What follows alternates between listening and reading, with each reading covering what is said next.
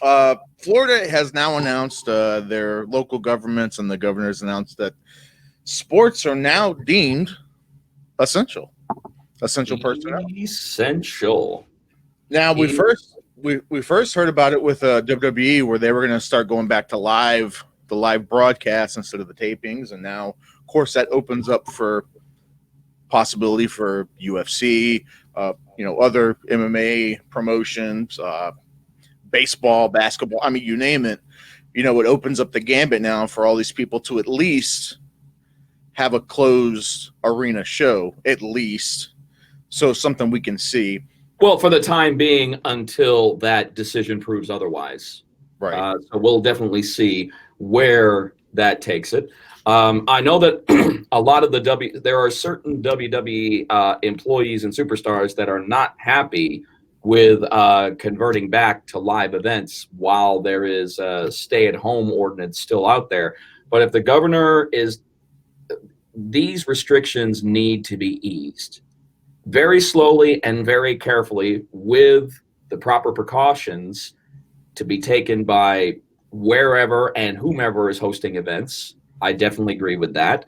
But it's really important that we kind of start transitioning back to business as usual. It's good for the country, it's good for the world, as long as we do it right. There's a right way and there's a wrong way. So this is a great way to beta test if we're ready to at least start the closed door events, which means that I can get back to work to a degree, because I'm very happy that the majority of my clients are either on pay-per-view or live television. So that's going to be good for me. It's going to be good for certain fighters that get an opportunity to get back in there. That David Feldman has been on the phone probably all day today, starting to put all his ducks in a row for the next bare knuckle fighting championship event. And it's going to be a closed door free event for those who have been so loyal. He loves giving back to the people, and Florida, is another one of the states that has welcomed us with arms wide open, and we've had great success in Florida this far. Let me also. I want to read a little more specific because I found somebody a lot smarter than I am when it comes to this stuff. So Florida Governor Ron DeSantis, he signed an executive order adding professional sports and media production with a national audience. So if it's like a local promotion, still yeah, exactly. So it has to have a national audience, like on a streaming or a pay-per-view availability. Right. Which I would assume that would still include maybe somebody on Fight Pass, like Island Fights or Titan, right? I would imagine. I mean, it's a national audience, so yes, national audience, right? Yeah. Yeah. So UFC passes are worldwide, can conceivably be a worldwide audience. This is very true. WWE was, let's see, originally, interesting. WWE was not a part of this executive order. It was originally not a part of it.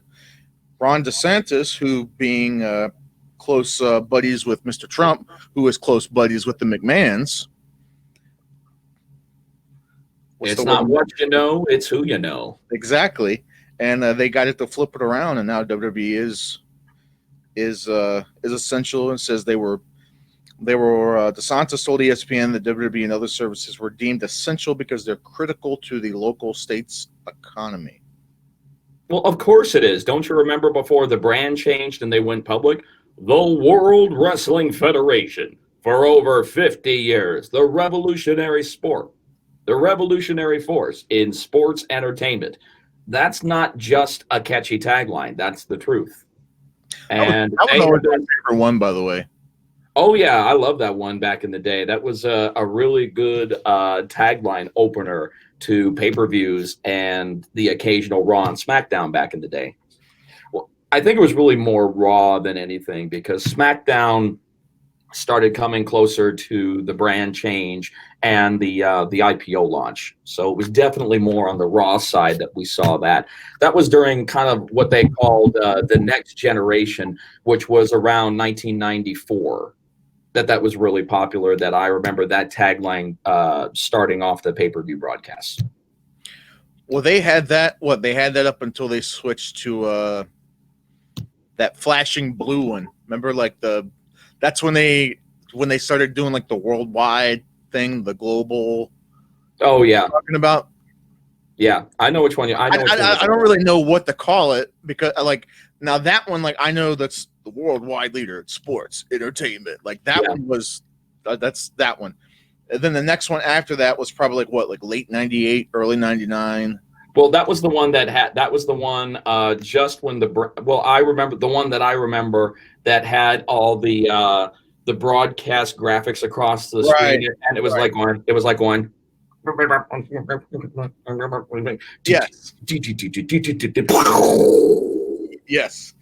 Yes. That's actually not terrible. That's not bad. Well, I mean, I paid attention. I paid attention. It was worth paying attention to. And at one point, they just went ahead and decided, fuck it, we'll just go with a giant W. According to Axios, ESPN has lost over 139 live events since this stuff has hit. They were forced to air, ESPN was forced to air a 7-hour spelling bee marathon in order to fill programming over the weekend. Well, there's the common cure for insomnia. A 7-hour spelling bee marathon. If that doesn't send you to the padded room, I don't know what fucking will.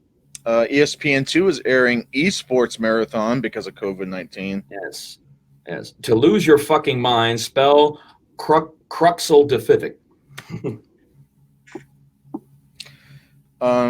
But I mean, all in all, I'll tell you what, man, I'm pumped. I think it's a good thing. I know a lot of people are. A 7-hour spelling bee is a good thing. Yeah, I love it. Test me. Give me a test. I'm not worried about the test. I'm worrying about your head exploding like on that Scanners movie.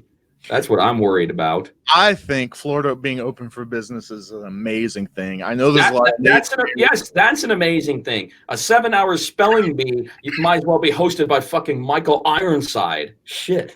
Hey, I like Michael Ironside. I know, I like him too. He'd make everybody's head explode. That's why I like it. It'd be the shortest spelling bee in the history of live television. Boom, boom. It's interesting. There's still a lot of people.